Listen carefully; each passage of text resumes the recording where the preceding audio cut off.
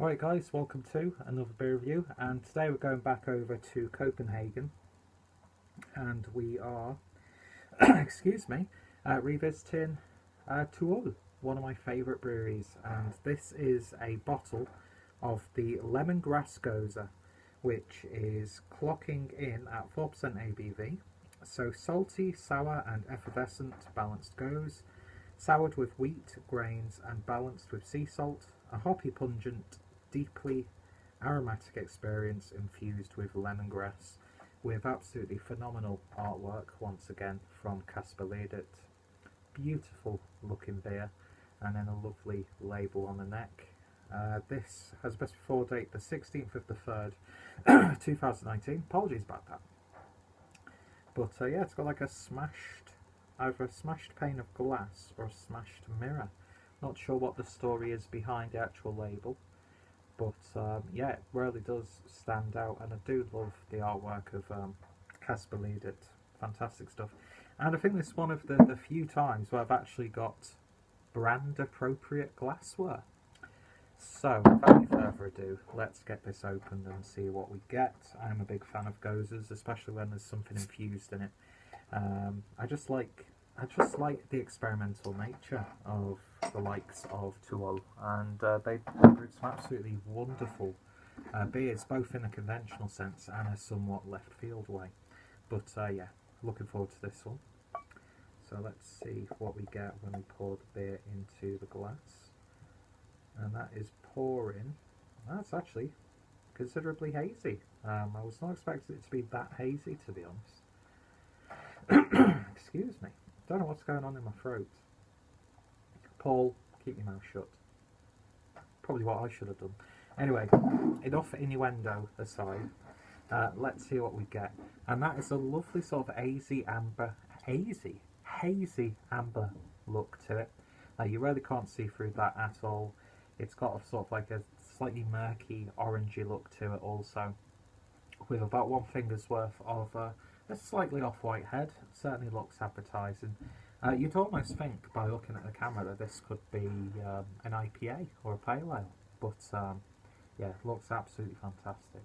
Really, really does. So let's see what we get on the nose. That is really aromatic. And you get that sort of like sweet, citrusy lemongrass tone. I mean, of course, lemongrass, I've rarely only had that in sort of Asian cuisine, so you get those sort of like familiar sort of aromatics going through. There's a little bit of a kick to it. But then there's this lovely, citrusy, gentle, hoppy tone. Almost has like a slight Cascade-esque aroma to it. It smells really nice. It's so nice and just, it smells juicy almost. You get that sort of like very gentle, like seaside aroma from the salt in the water, but it's not salty smelling, if that makes sense. That smells really nice and refreshing actually, and really quite fruity. So yeah, let's get this beer drank. That's not going to be a sentence in the next video, I can assure you. Cheers.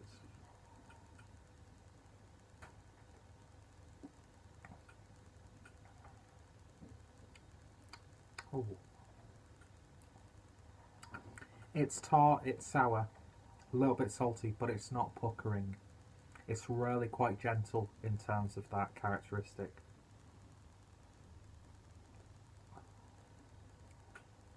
But it's really nice.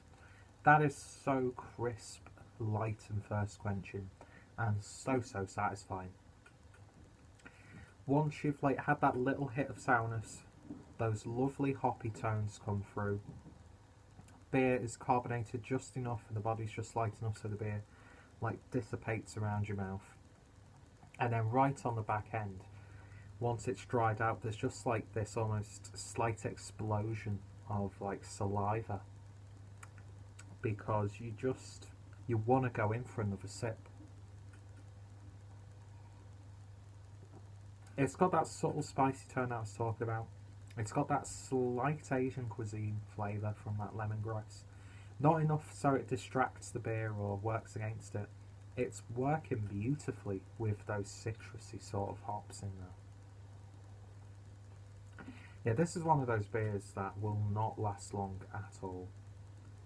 And it's just hitting all the right notes. It really, really is. Almost has like a slight bitter lemon cordial flavour to it, which is really nice. But yeah, that lemongrass, there's like a slight earthiness on the back end as well coming from that. But again, not too much. Just a really nice balance. Comes in at just the right time and leaves. There's no unsatisfying aftertaste that you can sometimes get with sour beers that have these really aromatic, intriguing flavours added to them. But yeah, I think when it comes to sour beers, the Gose style is my Gose 2. Speaking of Gose 2, that was actually I think that was the first beer I ever had from Tuol, was the Tuol Gose to California, which was the orange Gose beer that they did, which was just, at that point in my drinking experience, I'd never really had too many sour beers aside from like Belgian styles like Flanders red ales and stuff like that. So when I had that, obviously that was like an attack on the palate. If I drink it now, it probably wouldn't be as bad, although I really do need to get another bottle or can of that because I remember really enjoying that. And I think Tuol do absolutely wonderful sour beers. I've had quite a few now from them, and they do such a good job.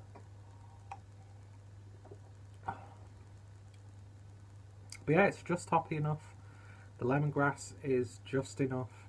It's got lovely body, lovely texture to it. It's light, it's crisp, crushable as anything, and yeah, it's going to get the job done. It really, really is. Is it the best Gose beer that I've ever had? I wouldn't say so, but it's definitely up there, and it's an absolutely wonderful job once again from Tuol. And yeah, they are a brewery that I will go back to time and time again.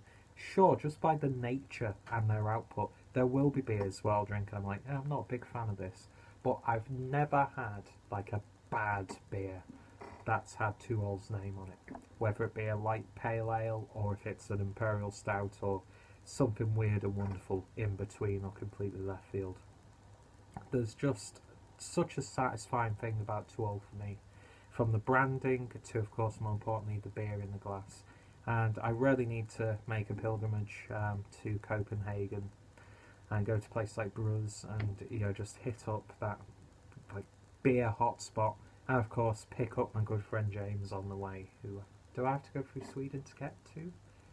I can't remember. My geography is absolutely terrible. But yeah, there is a potential trip on the cards with myself and James from Rampant Line Reviews, hitting up places like War Pigs. That's just like, I'm looking forward to my food coma. But then again, Bruz, I'm looking forward to trying the food there as well. And then now they're brewing beers themselves from there, and of course you've got the whole relationship with Mikella, and yeah, it's just these beers. There's just something about them, and then when the beer in the glass is a lovely beer, it makes it all the more satisfying. And I should say that I did pick this bottle up from Arcade Beers in Huddersfield when I was visiting Rob, Craig and Stuart. Picked up a few beers from a great little shop, so highly recommended you check them out if you're in Huddersfield. Check out Tuol if you haven't done so already. I'll put my Tuol playlist down below. Some crackers in that playlist for sure. Definitely one of my top 5 favourite breweries. And yeah, check out my sour playlist or Gose playlist if I remember to put the playlists in the description. I've been terrible for that recently. And yeah, if any of my friends and fellow beer tubers have reviewed this one, then I'll put their links down below. And yeah, this is lovely. So in terms of a rating, I'm going to give this one a 9 out of 10. It's lovely. It's absolutely lovely. Fantastic. So if you enjoyed this beer review, let me know what you thought of it in the comments. Have you tried this beer? Have you tried anything from the brewery? Let me know any recommendations of this sort of beer. And yeah, thank you all for watching, and hopefully you'll join me next time for another beer review. See you guys later.